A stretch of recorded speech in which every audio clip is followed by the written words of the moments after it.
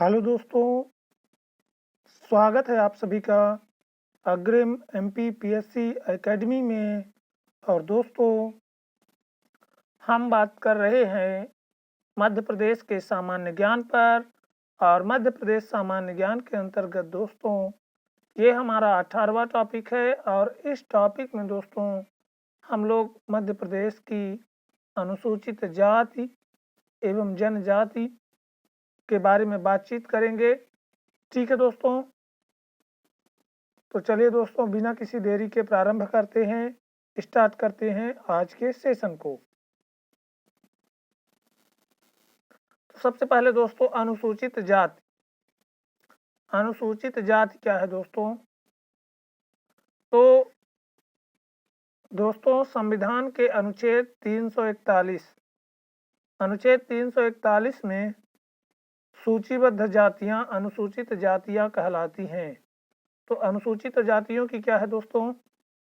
एक सूची है और वो सूची दोस्तों अनुच्छेद 341 में है। और उसमें जो जातियां क्या है दोस्तों सूचीबद्ध हैं, उन्हीं जातियों को अनुसूचित जातियां कहा जाता है। आगे दोस्तों जनआंकिकी 2011 के अनुसार राज्य में अनुसूचित जाति की कुल संख्या 113 42 320 है। कितनी दोस्तों? 113 42 320 याद कर लेंगे। ठीक है दोस्तों, 1,13,42,320 113 42 320। ठीक है दोस्तों, तो इतनी जनसंख्या 2011 के अनुसार है दोस्तों अनुसूचित जाति की, जो राज्य की जनसंख्या का दोस्तों 15.6% है। कितना है दोस्तों प्रतिशत में? 15.6 है। और अगर वैसे याद करें दोस्तों तो 1,13,42,320 1,13,00,000 याद कर लेंगे दोस्तों। आगे दोस्तों मध्य प्रदेश में 40 से अधिक अनुसूचित जातियां हैं। मध्य प्रदेश में कितनी अनुसूचित जातियां हैं दोस्तों? तो 40 से ज़्यादा अनुसूचित जातियां हैं। और दोस्तों चमार जाति। चमार जाति क्या है दोस्तों? राज्य की सबसे बड़ी अनुसूचित जाति है। तो चमार क्या है दोस्तों? चमार जाति दोस्तों राज्य की सबसे बड़ी अनुसूचित जाति है। और अन्य जातियों में दोस्तों खटीक राज्य की दूसरी बड़ी जाति अनुसूचित जाति, भंगी, बिलाई, बेड़िया, लखारा, बसोड़, ये क्या है दोस्तों? प्रमुख है। तो याद रखेंगे मध्य प्रदेश में 40 से अधिक अनुसूचित जातियां हैं। और उनमें से सबसे ज़्यादा किसकी संख्या है? तो चमार जाति की राज्य में सबसे ज़्यादा संख्या है दोस्तों, सबसे बड़ी अनुसूचित जाति है। और दोस्तों अन्य जातियों में दूसरी दोस्तों खटीक, फिर उसके बाद दोस्तों क्रमशः भंगी, बलाई, बेड़िया, लखारा, बसोड़ प्रमुख हैं। आगे देख लेते हैं दोस्तों बेड़िया नामक अनुसूचित जाति सागर जिले में निवासरत है। तो इस तरह के क्वेश्चन दोस्तों बनते हैं कि बेड़िया नामक अनुसूचित जाति का निवास स्थान कौन सा जिला है? तो याद रखेंगे ये कहाँ है दोस्तों? सागर जिले में निवासरत है, जो कि वेश्यावृत्ति से वंशानुगत रूप से जुड़ी हुई रही है। और क्या है दोस्तों? ये अपने वंश परंपरा से वेश्यावृत्ति से जुड़ी रही है। और सरकार ने क्या किया है दोस्तों? इस प्रथा से मुक्ति हेतु जाबली योजना चलाई है। तो जाबली योजना का संबंध दोस्तों वेश्यावृत्ति की मुक्ति से है, जो क्या है दोस्तों सागर जिले में जो क्या है दोस्तों अनुसूचित जाति रहती है। सागर जिले की जो अनुसूचित जाति बेड़िया है, उसके क्या है दोस्तों? उसके दोस्तों वेश्यावृत्ति जो उसमें थी दोस्तों वंशानुगत रूप से, तो उस से मुक्ति के लिए, उस प्रथा से मुक्ति के लिए सरकार द्वारा जाबली योजना चलाई गई है। साथ ही बसोड़ अनुसूचित जाति बालाघाट में प्रमुखतः निवासरत है। और बसोड़ किस जिले में दोस्तों? तो बसोड़ जनजाति प्रमुखतः बालाघाट, जो कि बांस शिल्प बालाघाट जिले में है। और ये जो बसोड़ जाति है दोस्तों ये बांस शिल्प में पारंगत है। बांस से क्या है दोस्तों जो वस्तुएं बनती हैं जैसे जो वस्तुएं बनती हैं दोस्तों बांस से, तो टोकरी हो गई दोस्तों, और कई तरह के कृषि के सामान हो गए, तो वो सब क्या है दोस्तों बांस शिल्प के पारंगत अनुसूचित जाति व सोढ़ जो बालाघाट में दोस्तों मुख्यतः निवासरत है वो बनाती है। और सर्वाधिक अनुसूचित जाति इंदौर जिले में है। और सबसे ज़्यादा अनुसूचित जाति किस जिले की है दोस्तों, तो याद रखेंगे सबसे ज़्यादा अनुसूचित जाति इंदौर जिले में है और न्यूनतम अनुसूचित जाति झाबुआ जिले में है। तो सबसे ज़्यादा दोस्तों अनुसूचित जाति इंदौर में और न्यूनतम अनुसूचित जाति वाला जिला झाबुआ है। याद रखेंगे सर्वाधिक अनुसूचित जाति इंदौर और दोस्तों न्यूनतम अनुसूचित जाति झाबुआ जिले में है। जनसंख्या में प्रतिशत के हिसाब से अनुसूचित जाति का सर्वाधिक प्रतिशत उज्जैन तथा न्यूनतम जनसंख्या प्रतिशत झाबुआ में है। अब जनसंख्या में यदि दोस्तों प्रतिशत के हिसाब से देखा जाए तो अनुसूचित जाति का सर्वाधिक प्रतिशत तो उज्जैन में है, लेकिन यदि संख्या के आधार पर देखा जाएगा तो इंदौर में सबसे ज़्यादा अनुसूचित जाति है और प्रतिशत की दृष्टि से दोस्तों प्रतिशत की दृष्टि से उज्जैन क्या है दोस्तों प्रथम है, सर्वाधिक है तथा न्यूनतम जनसंख्या प्रतिशत दोस्तों झाबुआ का है। तो झाबुआ दोस्तों संख्या और प्रतिशत दोनों में क्या है न्यूनतम है। याद रखेंगे किसमें दोस्तों अनुसूचित जाति की संख्या तथा प्रतिशत दोनों में क्या है न्यूनतम है। कौन सा जिला, झाबुआ जिला। आगे देख लेते हैं दोस्तों लिंगानुपात कितना है, तो लिंगानुपात दोस्तों इनका 920 है। कितना है दोस्तों 920 है। 2001 में 905 था, तो 920 इनका लिंगानुपात है दोस्तों और 2001 में 905 इनका लिंगानुपात था। अब उसमें सुधार हो रहा है। साक्षरता दर दोस्तों 58.6 है। तो अनुसूचित जाति की जो साक्षरता दर है दोस्तों वो कितनी है, तो वो 58.6% है। और सर्वाधिक साक्षरता वाला जिला दोस्तों बालाघाट है। और अनुसूचित जातियों में दोस्तों जो सर्वाधिक साक्षरता वाला जिला है वो कौन सा है, तो वो बालाघाट है। तो इस तरह के दोस्तों ये सभी फैक्ट आप लोग याद रखेंगे ताकि परीक्षाओं में चाहे जिस तरह से घुमा फिरा करके आपसे क्वेश्चन किया जाए आप उसको सही से हल कर लें।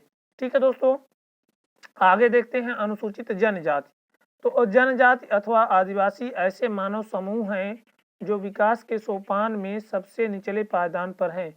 तो जनजाति या आदिवासी ऐसे मनुष्य के समूह हैं दोस्तों जो क्या हैं डेवलपमेंट के दृष्टिकोण से सबसे निचले पायदान पर हैं। और शब्दकोश के अनुसार दोस्तों जनजाति एक सामाजिक समूह है।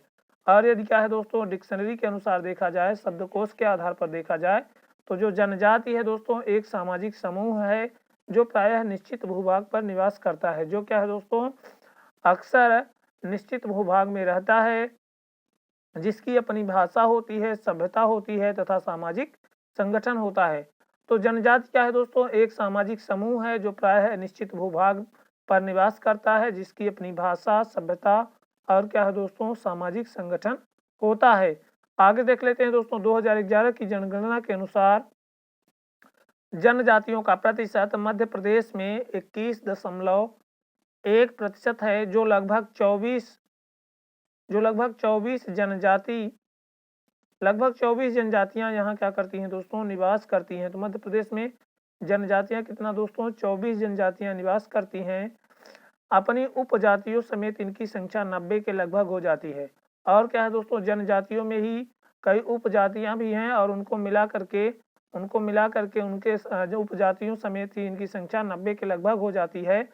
और मध्य प्रदेश में दोस्तों 153, ठीक है दोस्तों 153, 167, 84 याद रखेंगे 1,53,16,784। तो 1,53,16,784 याद कर लेंगे। 1,53,16,784 1,53,16,784 1,53,784 याद करेंगे दोस्तों। आगे दोस्तों जनसंख्या इन जातियों की है, तो इतनी जनसंख्या क्या है दोस्तों 1,53,1,153 याद कर लेंगे दोस्तों। 1,53,13,00,000 1,13,000 दोस्तों अनुसूचित जनजातियों की अनुसूचित जातियों की और 1,53,00,000 दोस्तों 1,53,00,000 दोस्तों अनुसूचित जनजातियों की संख्या मध्य प्रदेश में है, जो अभी भारत में सर्वाधिक है। और भारत में क्या है दोस्तों सर्वाधिक जो अनुसूचित जनजाति है ये मध्य प्रदेश में अब भी है। राज्य की कुल जनजाति आबादी में भीलों की संख्या का राज्य की कुल जनजाति आबादी में भीलों की संख्या का प्रतिशत सर्वाधिक है। तो भील जनजाति क्या है दोस्तों, प्रतिशत के आधार पर है ना, राज्य की कुल जनजाति में प्रतिशत के आधार पर जो भीलों की आबादी है दोस्तों, भील जनजाति की आबादी है वो क्या है दोस्तों, सर्वाधिक है। और गोंडों की आबादी दोस्तों दूसरे क्रम पर है। और क्या है दोस्तों, गोंडों की आबादी जो है वो दूसरे क्रम पर है। अनुसूचित जनजातियों में प्रति 1000 पुरुषों के बीच 975 स्त्रियां हैं। और क्या है दोस्तों, अनुसूचित जनजातियों में प्रति 1000 पुरुषों के बीच 975 स्त्रियां हैं। और अनुसूचित जनजातियों में सर्वाधिक स्त्री पुरुष अनुपात राज्य के बालाघाट जिले में है। और क्या है दोस्तों, जो अनुसूचित जनजातियां हैं उनमें सर्वाधिक स्त्री पुरुष अनुपात क्या है दोस्तों, राज्य के बालाघाट जिले में है। 1050 याद रखेंगे। अनुसूचित जनजातियों में सर्वाधिक स्त्री पुरुष क्या है दोस्तों, अनुपात, सर्वाधिक स्त्री पुरुष अनुपात राज्य के बालाघाट जिले में है दोस्तों। 1000 दोस्तों पुरुषों पर 1050 स्त्रियां यहाँ पर हैं। और दोस्तों जनसंख्या अनुपात अनुसार वितरण जो है दोस्तों सभी जिलों में देख लेते हैं जनसंख्या अनुसार वितरण कैसा है। तो राज्य के सभी 51 जिलों, इसमें दोस्तों 52 जिले हैं, तो 52 जिलों में राज्य के क्या है दोस्तों, सभी 52 जिलों में जनजातियों का निवास है। यद्यपि उनकी संख्या में अंतर है, लेकिन उनकी संख्या में क्या है दोस्तों, अंतर है। धार में सर्वाधिक जनसंख्या जनजाति की है। और धार में क्या है दोस्तों, जो सर्वाधिक जनसंख्या है वो जनजाति की है। और जनजातियों का 2 पेटियां झाबुआ से सतपुड़ा, जनजातियों का क्या है दोस्तों, 2 पेटियों झाबुआ से सतपुड़ा पर्वत तथा क्या है मैकल पर्वत से बघेलखंड तक भारी संकेंद्रण है। तो जनजातियों का क्या है दोस्तों, 2 पेटियों में पहली दोस्तों झाबुआ से सतपुड़ा पर्वत तक तथा मैकल पर्वत से बघेलखंड तक भारी संकेंद्रण है, भारी घनी हुई बसी हुई हैं। और क्या है दोस्तों, धार, झाबुआ, मंडला, खरगोन में 50% से अधिक क्या है दोस्तों, आबादी जनजातियों की है। और धार, झाबुआ, मंडला, खरगोन में क्या है दोस्तों, 50% से अधिक आबादी जनजातियों की है, याद रखेंगे। और जो न्यूनतम क्या है दोस्तों जनजाति जनसंख्या है, न्यूनतम जनजाति जनसंख्या वाला जिला कौन सा है, तो याद रखेंगे न्यूनतम जनजाति जनसंख्या वाला जिला भिंड है। यहाँ पे 6131 जनजातियाँ पाई जाती हैं, निवास करती हैं। ठीक है दोस्तों, मध्य प्रदेश की 3 बड़ी जनजातियों में भील, गोंड और कोल हैं। तो मध्य प्रदेश की दोस्तों जो 3 बड़ी क्या है जनजातियां हैं उनमें भील हो गया, गोंड हो गई और कोल हो गई। याद रखेंगे 3 बड़ी जनजातियों में भील, गोंड और कोल आते हैं।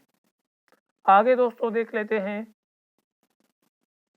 एक जनजाति के रूप में भील जबकि एक समूह जनजाति के रूप में गोंड मध्य प्रदेश में प्रथम स्थान पर है।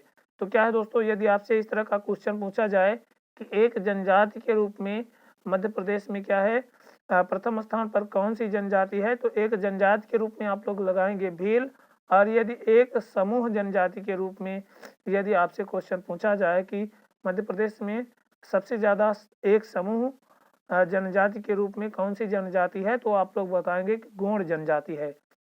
तो एक जनजाति के रूप में भील जबकि एक समूह जनजाति के रूप में गोंड मध्य प्रदेश में प्रथम स्थान पर है। तो गोंड क्या है दोस्तों, मध्य प्रदेश में प्रथम स्थान पर है एक समूह जनजाति के रूप में, जबकि एक जनजाति के रूप में दोस्तों भील क्या है, प्रथम स्थान पर है। आगे दोस्तों विशेष पिछड़ी घोषित जो जनजातियां हैं तो वो कौन कौन सी हैं, तो केंद्र सरकार ने राज्य की 3 जनजातियों को विशेष पिछड़ी जनजाति घोषित किया है। तो सेंट्रल गवर्नमेंट ने दोस्तों, भारत सरकार ने, केंद्र सरकार ने राज्य की 3 जनजातियों को विशेष पिछड़ी जनजातियां घोषित किया है, जिसमें से दोस्तों बैगा, सहरिया और भारिया शामिल हैं। तो बैगा, सहरिया और भारिया को दोस्तों केंद्र सरकार ने मध्य प्रदेश की 3 जनजातियां जो बैगा, सहरिया और भारिया हैं इनको विशेष पिछड़ी जनजातियां घोषित किया गया है केंद्र सरकार के द्वारा। आगे देख लेते हैं दोस्तों, तो इनका क्या है दोस्तों क्षेत्रानुसार वितरण कैसा है, तो इसको भी देख लेते हैं। तो उत्तर पूर्वी क्षेत्र की जो जनजातियां हैं दोस्तों पहले उनको देख लेते हैं। तो उत्तर पूर्वी क्षेत्र की जनजातियां शहडोल, सीधी, जबलपुर, रीवा, सतना जिलों में कोल, तो क्या है दोस्तों, जो उत्तर पूर्वी क्षेत्र है उसमें से शहडोल, सीधी, जबलपुर, सतना, रीवा जिलों में कोल, माड़िया, अगरिया, पनिका, खैरवार जनजाति के व्यक्ति रहते हैं। तो यहाँ पे दोस्तों शहडोल, सीधी, जबलपुर, रीवा, सतना जिलों में दोस्तों कोल, माड़िया, अगरिया, पनिका, खैरवार जनजाति के व्यक्ति रहते हैं। और इसमें कोल प्रमुख जनजाति है, और इसमें क्या है दोस्तों, जो कोल है वो क्या है, प्रमुख जनजाति है, जो जबलपुर, रीवा, सतना बेल्ट में है। जो क्या है दोस्तों, जबलपुर, रीवा और सतना बेल्ट में कौन सी जनजाति है दोस्तों, तो कोल जनजाति है, याद रखेंगे।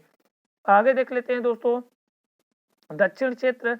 दक्षिण क्षेत्र इसके अंतर्गत मंडला, बालाघाट, सिवनी, छिंदवाड़ा, इसके अंतर्गत मंडला, बालाघाट, सिवनी, छिंदवाड़ा, बैतूल, होशंगाबाद जिले आते हैं।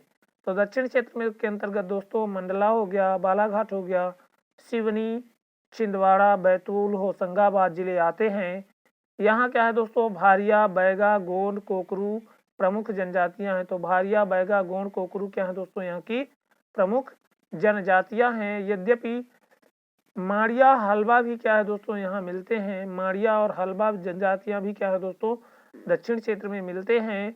और बैगा विशेष रूप से दोस्तों मंडला में भारिया, तो बैगा क्या है दोस्तों विशेष रूप से मंडला में, और भारिया दोस्तों छिंदवाड़ा में, तथा कोरकू होशंगाबाद से लेकर पूर्वी निमाड़ तक मिलते हैं। तो बैगा जनजाति दोस्तों मंडला में विशेष रूप से, भारिया जनजाति दोस्तों छिंदवाड़ा में, और कोरकू जनजाति दोस्तों होशंगाबाद से लेकर के पूर्वी निमाड़ तक मिलती है। आगे देख लेते हैं दोस्तों तीसरा जो वर्गीकरण है दोस्तों वो पश्चिमी क्षेत्र है। और पश्चिमी क्षेत्र में दोस्तों निमाड़ के दोनों जिले खंडवा, खरगोन तथा झाबुआ, रतलाम, धार आदि में क्या है दोस्तों भील, भिलाला जनजातियां विशेष रूप से, भील और भिलाला जनजातियां क्या है दोस्तों यहाँ पर विशेष रूप से पाई जाती हैं। इनमें क्या है दोस्तों, इनमें भी झाबुआ और धार में इनका पर्याप्त केंद्र है। इनमें भी झाबुआ और धार में ये पर्याप्त जो है तो घनी बसी हुई हैं। आगे देख लेते हैं दोस्तों जनजातिवार विवरण। तो जनजातिवार विवरण में दोस्तों सबसे पहले देख लेते हैं गोंड को। तो मध्य प्रदेश की दूसरी सबसे बड़ी और भारत की सर्वप्रमुख सबसे बड़ा जनजाति समूह गोंड है। तो मध्य प्रदेश का दोस्तों दूसरी सबसे बड़ी और भारत का सर्वप्रमुख सबसे बड़ा जनजाति समूह गोंड है। इसका मूल द्रविड़ियन है, और क्या है दोस्तों जो इसकी उत्पत्ति है ये द्रविड़ियन मूल की है। और गोंडों की उत्पत्ति दोस्तों तेलुगु के कोंड शब्द से हुई है। और जो गोंडों की क्या है दोस्तों उत्पत्ति है वो तेलुगु भाषा के शब्द कोंड से हुई है, जिसका अर्थ पर्वत है। जिसका अर्थ क्या है दोस्तों, पर्वत है, अर्थात यह जनजाति पर्वतों पर निवास करती है। तो ये जो गोंड जनजाति है दोस्तों ये तेलुगु के कोंड शब्द से इसका जो है जो उत्पत्ति है दोस्तों वो तेलुगु के कोंड शब्द से हुई है, और इसका अर्थ दोस्तों पर्वत है, अर्थात यह जनजाति पर्वतों पर निवास करती है। तो गोंड जनजाति कहाँ निवास करती है दोस्तों, पर्वतों पर निवास करती है। इनमें अनेक प्रकार के विवाह होते हैं। और गोंड जनजाति में क्या होता है दोस्तों, अनेक प्रकार के विवाह होते हैं, जैसे दूध लौटाना, पठौनी चढ़ विवाह और लमसेना विवाह। तो याद रखेंगे दोस्तों, इन विवाहों को याद रखेंगे, अक्सर करके परीक्षाओं में इनको पूछा जाता है। तो जो दूध लौटाना, पठौनी चढ़ विवाह और लमसेना विवाह है दोस्तों, ये विवाह गोंड जनजाति से संबंधित है। ठीक है दोस्तों, गोंड जनजाति में वर द्वारा वधु मूल्य नहीं चुकाने की स्थिति में वह भावी ससुर के यहाँ सेवा करता है। तो क्या है दोस्तों, गोंड जनजाति में एक प्रथा है कि यदि जो वर है दोस्तों, जो क्या है दूल्हा है, दूल्हे द्वारा वधु का मूल्य नहीं अगर चुका पाता, वधु का मूल्य नहीं चुका पाता दूल्हा, तो क्या होगा दोस्तों, उस स्थिति में उसको जो ससुर है दोस्तों, जो क्या है दोस्तों वधु का पिता है, उसके यहाँ उसको वर को सेवा करनी होती है, जिससे खुश होकर उसे कन्या दे दी जाती है। और जिससे क्या होता है दोस्तों, उसकी सेवा से खुशी होकर के उसको कन्या प्रदान कर दी जाती है, और इसे सेवा विवाह कहा जाता है। और ये जो दोस्तों विवाह होता है इसको सेवा विवाह कहते हैं। ठीक है दोस्तों, तो कितने प्रकार के विवाह यहाँ पे 4 हो गए, दूध लौटाना, पठौनी चढ़ विवाह और दोस्तों लमसेना विवाह। इसके बाद दोस्तों सेवा विवाह हो गया, तथा वह व्यक्ति दोस्तों लामा नाई कहलाता है। और जो व्यक्ति क्या है दोस्तों इस तरह से विवाह करता है, सेवा विवाह करता है, तो व्यक्ति क्या कहलाता है दोस्तों, लामा नाई कहलाता है। क्या कहलाता है दोस्तों, लामा नाई कहलाता है। इसके साथ प्रमुख पर्व, इनके क्या है दोस्तों 7 प्रमुख पर्व हैं। गोंडों के क्या है दोस्तों 7 प्रमुख पर्व हैं, त्योहार, बिदरी, पर्व त्योहार हैं। तो क्या है दोस्तों 7 प्रमुख पर्व त्योहार हैं। पहला है दोस्तों बिदरी,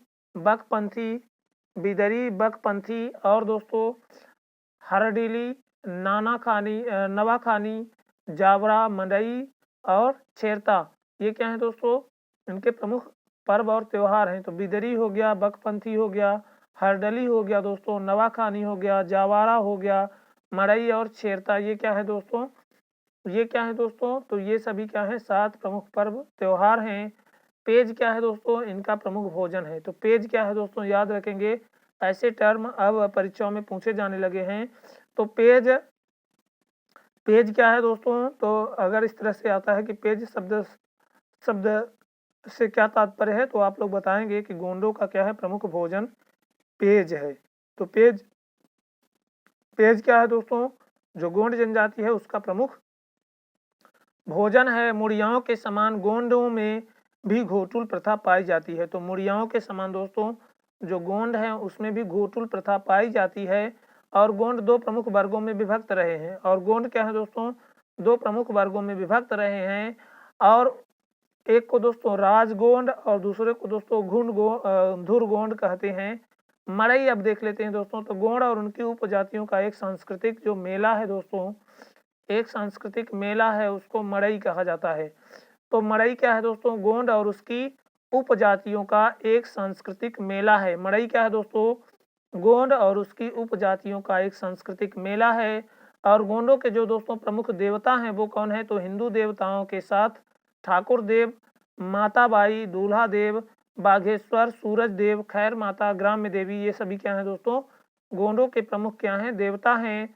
प्रमुख नृत्य में कर्मा, सैला, भड़ौनी, सुआ, दीवानी, बिरहा, कहरवा, ये सब क्या है दोस्तों प्रमुख नृत्य हैं जो गोंड जनजाति में प्रचलित हैं।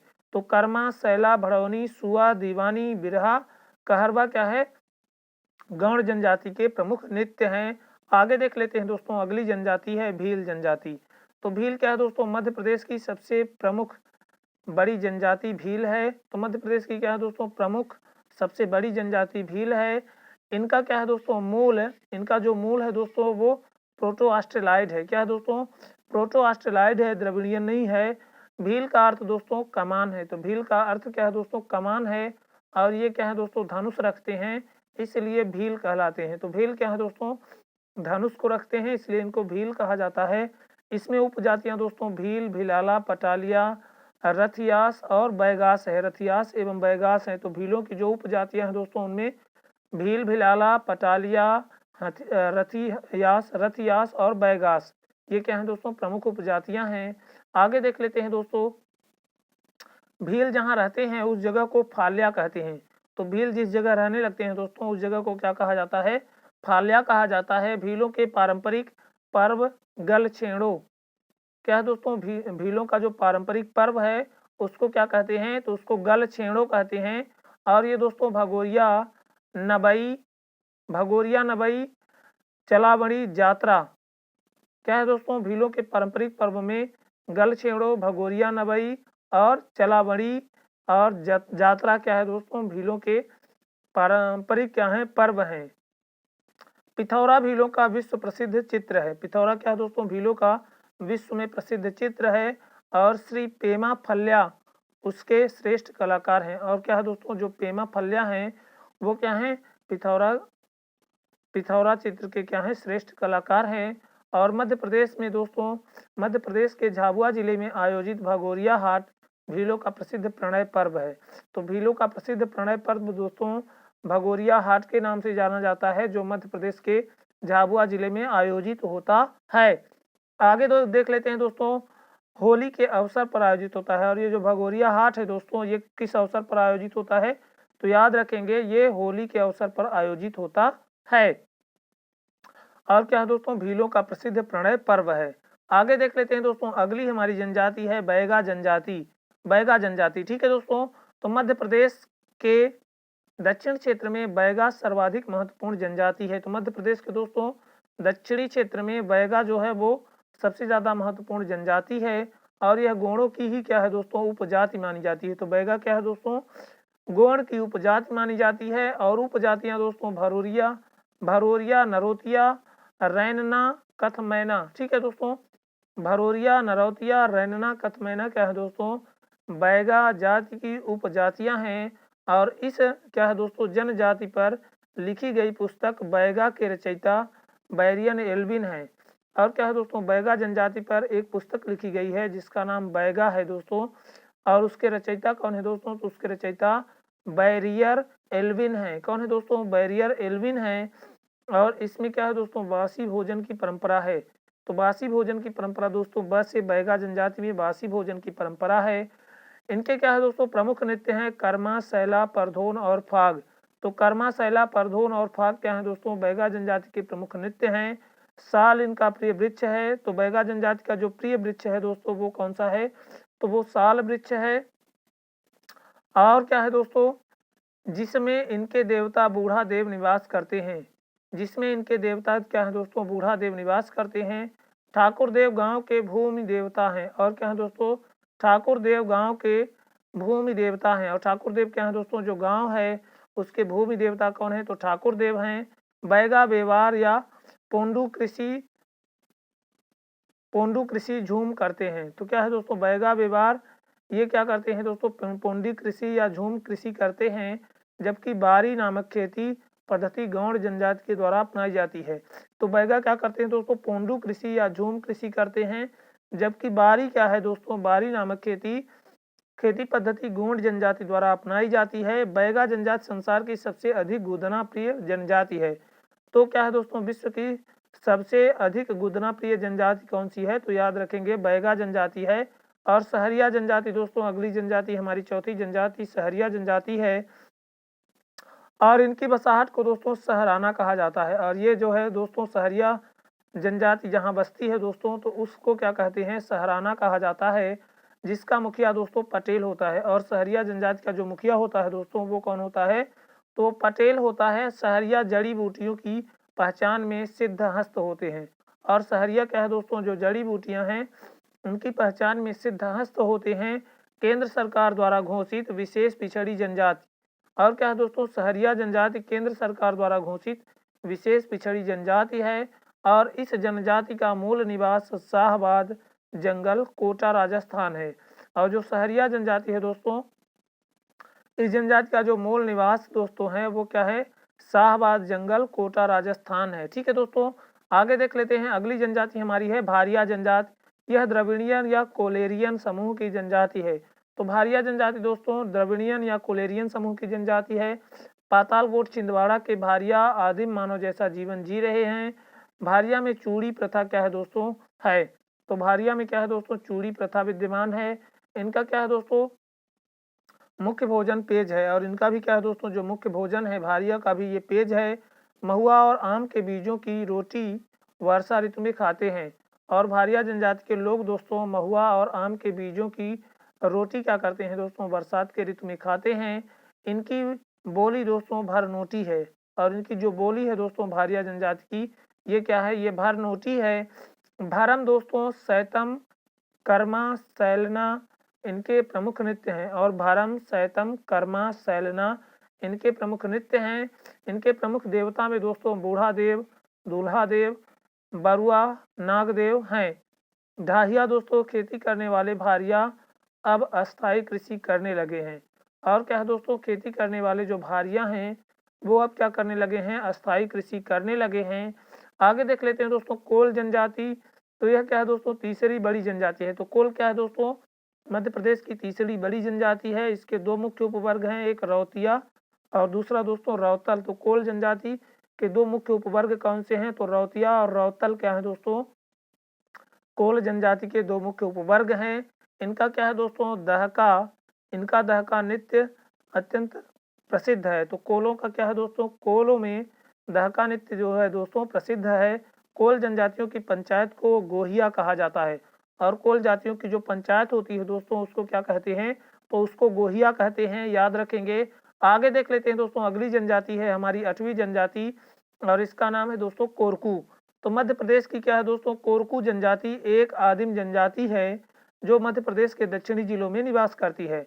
कोरकू जनजाति दोस्तों मध्य प्रदेश के दक्षिणी जिलों में निवास करती है। अधिकांश कोरकू होशंगाबाद, पश्चिमी सतपुड़ा, पूर्वी निमाड़, बैतूल, छिंदवाड़ा तथा दक्षिण भारत के मैदान तक बसे हैं। इनमें कई विवाह प्रचलित हैं और कोरकू में क्या है दोस्तों कई प्रकार के विवाह प्रचलित हैं, जैसे इमझना विवाह दोस्तों कोरकू जनजाति से संबंधित है, याद रखेंगे। चिथौड़ा विवाह, राजनी बाजी विवाह दोस्तों, विधवा विवाह कोरकू में होता है। और क्या है दोस्तों हठ विवाह, ये भी कोरकू जनजाति का विवाह है। आगे देख लेते हैं दोस्तों, इनकी 4 उपजातियां भी हैं, पचरिया, रूमा, दुलारिया और क्या है दोस्तों पटलिया, रूमा, दुलारिया और बोबई। तो क्या है दोस्तों 4 उपजातियां हैं इनकी, किस जनजाति की दोस्तों कोरकू की क्या है दोस्तों 4 है उपजातियां हैं, पटरिया, रूमा, दुलारिया और बोबई। तो क्या है दोस्तों पटरिया, रूमा, दुलारिया और बोबई क्या है दोस्तों इन कोरकू की क्या है 4 उपजातियां हैं। और खम्ब स्वांग इनका प्रसिद्ध नृत्य है। तो खम्ब स्वांग प्रसिद्ध नृत्य किसका है दोस्तों, तो याद रखेंगे कोरकू का प्रसिद्ध नृत्य खम्ब स्वांग है। ठीक है दोस्तों, जो क्या है नित्य प्रधान नाटक है। क्या है दोस्तों नित्य प्रधान नाटक है, याद रखेंगे। आगे दोस्तों अगरिया जनजाति कौन सी है दोस्तों, तो गोंडों की एक शाखा अगरिया जनजाति का व्यवसाय क्या है दोस्तों लोहे को गलाकर औजार बनाना है। तो क्या है दोस्तों गोंडों की एक शाखा अगरिया है दोस्तों, और उसका जो व्यवसाय है दोस्तों वो लोहे को क्या करते हैं गला करके औजार बनाते हैं, अतः अगरिया कहलाते हैं। तो अगरिया क्या करते हैं, अगरिया याद रखेंगे दोस्तों लोहे को गर्म करके क्या करते हैं गला करके दोस्तों औजार को बनाते हैं और अगरिया कहलाते हैं। ठीक है दोस्तों, आगे देख लेते हैं। अगरिया के बाद दोस्तों यहीं पे है यह क्या करते हैं दोस्तों उड़द दाल को शुभ संकेत के रूप में उपयोग लाते हैं। ये क्या करते हैं दोस्तों जो उड़द की दाल होती है उसको शुभ संकेत के रूप में उपयोग करते हैं। और अगरिया दोस्तों जनजाति के प्रमुख देवता लोहासुर हैं। और अगरिया जनजाति के क्या हैं दोस्तों जो प्रमुख देवता हैं वो कौन है, तो वो लोहासुर हैं, याद रखेंगे। अंगरिया लोग अपने देवता को काली मुर्गी की भेंट चढ़ाते हैं। और जो अंगरिया लोग हैं दोस्तों वो क्या करते हैं लोहासुर नामक अपने देवता को काली मुर्गी की भेंट चढ़ाते हैं। इनका प्रिय भोजन सुअर का मांस है। और जो अंगरिया है दोस्तों ये इनका जो प्रिय भोजन है वो क्या है सुअर का मांस होता है, याद रखेंगे। अगली हमारी जनजाति दोस्तों पारधी जनजाति है। और दोस्तों इस जनजाति का अर्थ है आखेट। तो पारधी का अर्थ दोस्तों आखेट से है। यह बहेलिया श्रेणी की जनजाति है। बंदरों का शिकार कर उनका मांस खाते हैं। पारधी क्या है दोस्तों, पारधी बंदरों का शिकार करके उनका मांस खाते हैं। और इस जनजाति का मुख्य निवास भोपाल, रायसेन व सीहोर जिले में है। तो जो क्या दोस्तों पारधी जनजाति है इसका जो मुख्य निवास है दोस्तों वो कहाँ है, तो भोपाल, रायसेन और सीहोर जिले में है, याद रखेंगे। अगली हमारी जनजाति दोस्तों पनिका जनजाति है। और पनिका दोस्तों मुख्यतः छत्तीसगढ़ के विंध्य प्रदेश की जनजाति है। पनिका क्या है दोस्तों मुख्यतः छत्तीसगढ़ के विंध्य प्रदेश की जनजाति है। यह मध्य प्रदेश के सीधी व शहडोल में पाई जाती है। और पनिका जनजाति क्या है दोस्तों मध्य प्रदेश के सीधी व शहडोल में पाई जाती है। इस जनजाति के लोग कबीर पंथी हैं। और पनिका जनजाति के लोग क्या हैं दोस्तों कबीर पंथी हैं।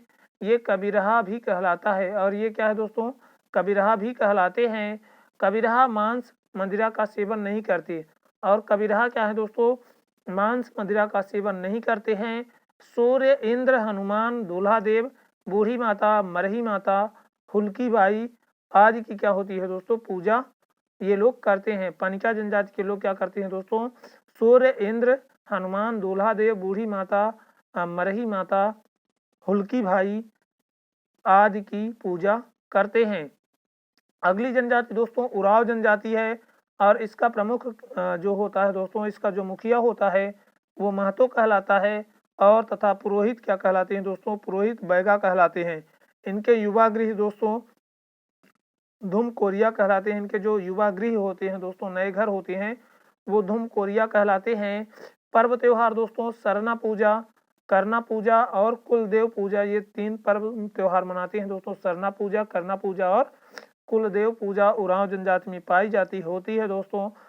उरांव जनजाति का जो नृत्य है दोस्तों सरहुल हो गया, कर्मा और घुड़िया डांडा, ये क्या है दोस्तों सरहुल जनजाति का नृत्य है। सरहुल सॉरी दोस्तों, उरांव जनजाति का नृत्य है सरहुल, कर्मा, घुड़िया, डंडा। तो सरहुल, कर्मा और घुड़िया डंडा क्या है दोस्तों, उरांव जनजाति का प्रमुख नृत्य है। आगे दोस्तों विवाह पद्धति इसमें, तो इसमें बुंदे विवाह, बधु मूल्य इसमें चुकाया जाता है दोस्तों। और बंदवा दोस्तों राजी मर्जी विवाह होता है। ढुकू लड़की द्वारा स्वयं वर चुनने वाला क्या है दोस्तों, विवाह की प्रथा है जो उरांव जनजाति में क्या है दोस्तों प्रचलित है। आगे देख लेते हैं दोस्तों बोली। तो बोली दोस्तों इनकी कुरूख है। बोली का नाम क्या है दोस्तों, उरांव जनजाति की बोली कुरूख है, याद रखेंगे। आगे दोस्तों खैरवार जनजाति, खैर वृक्ष से कत्था निकालने के कारण खैरवार कहलाने वाली ये जो जनजाति है दोस्तों, इसका वितरण उमरिया, सीधी, अनूपपुर तथा शहडोल जिले में है।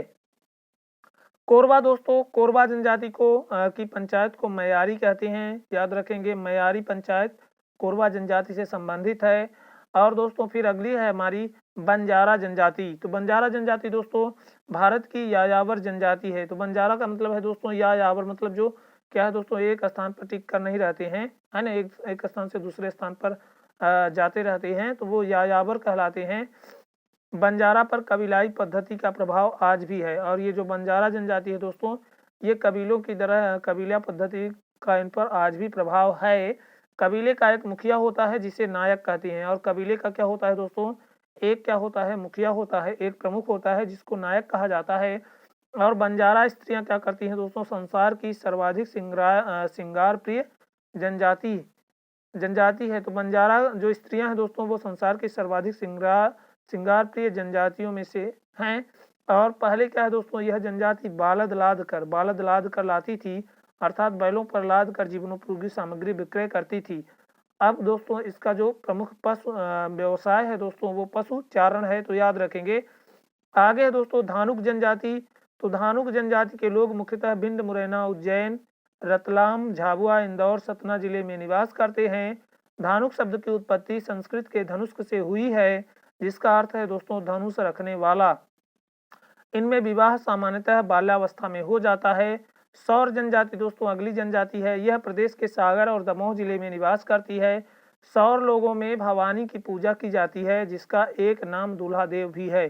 तो सौर जनजाति में दोस्तों सौर लोगों में क्या है, भवानी की पूजा की जाती है, जिसका एक नाम दूल्हा देव भी है।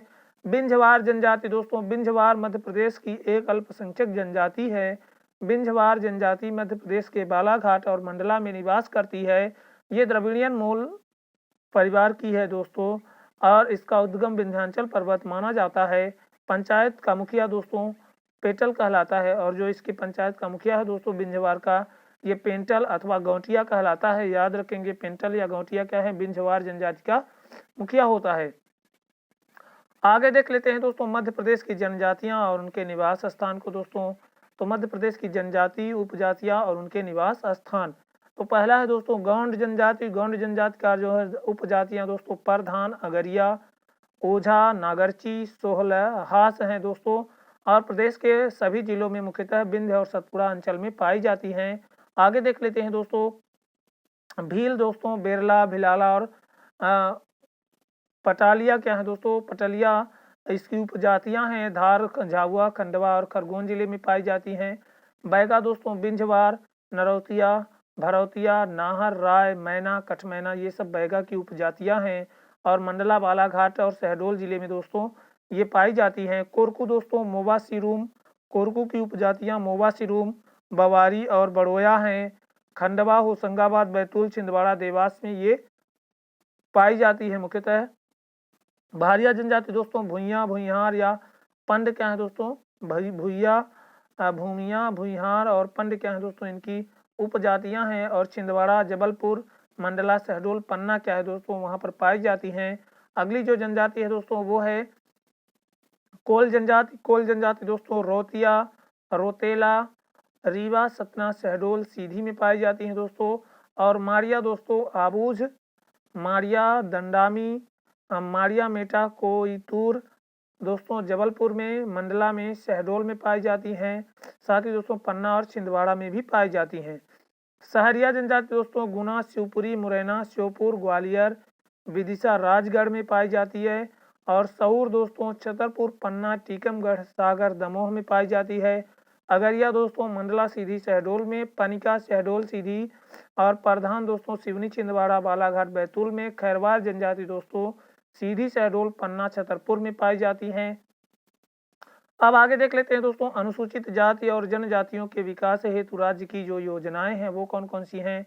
तो पहला दोस्तों अरुणिमा योजना। अरुणिमा योजना क्या है दोस्तों, जनजातीय वर्ग को स्वास्थ्य के प्रति जागरूक करने के लिए अरुणिमा योजना की शुरुआत की गई। अगली योजना दोस्तों जाबाली योजना।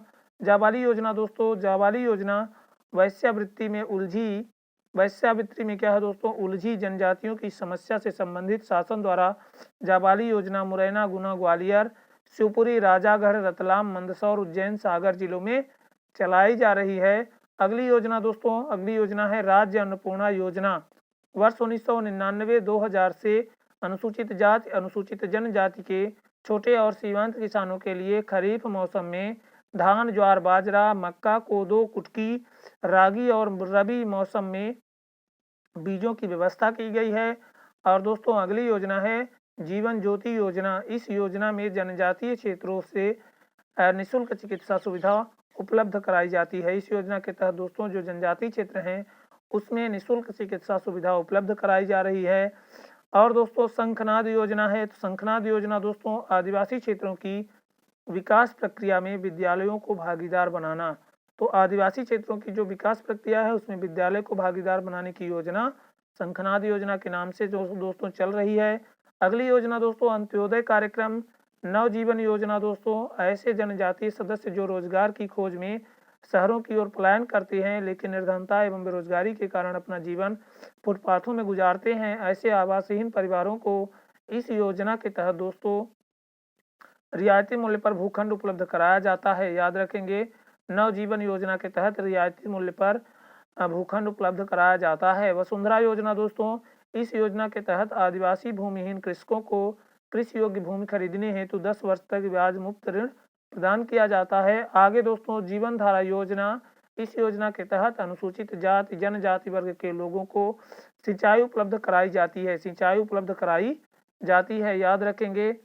आगे देख लेते हैं दोस्तों आगे कौन सी योजना। अगली योजना है दोस्तों जल जीवन योजना। जल जीवन योजना दोस्तों क्या है, तो इस योजना के तहत कृषि सहकारिता को प्रोत्साहित करने के उद्देश्य से अनुसूचित जाति जनजाति के छोटे किसानों को सिंचाई हेतु 75% अनुदान दिया जाता है। स्वावलंबन योजना दोस्तों, इस योजना के अंतर्गत आदिवासियों का व्यवसाय शुरू करने हेतु सरल किस्तों में ऋण प्रदान किया जाता है। अगली योजना दोस्तों मधुबन योजना है। मधुबन योजना दोस्तों, इस योजना के तहत अनुसूचित जाति जनजाति वर्ग के लोगों को आधुनिकतम डेयरी फार्म, पोल्ट्री फार्म तथा अन्य पशुधन विकास कार्यों की स्थापना का प्रावधान है। तो मधुबन योजना क्या है दोस्तों, मधुबन योजना के तहत अनुसूचित जाति जनजाति वर्ग के लोगों को आधुनिकतम डेयरी फार्म, पोल्ट्री फार्म तथा अन्य पशुधन विकास कार्यों की स्थापना का प्रावधान है। अगला है दोस्तों पवन पुत्र योजना। पवन पुत्र योजना, इस योजना के अंतर्गत अनुसूचित जाति जनजाति वर्ग के बेरोजगारों को ऑटो रिक्शा, मेटाडोर आदि खरीदने के लिए आसान किस्तों में ऋण प्रदान किया जाता है।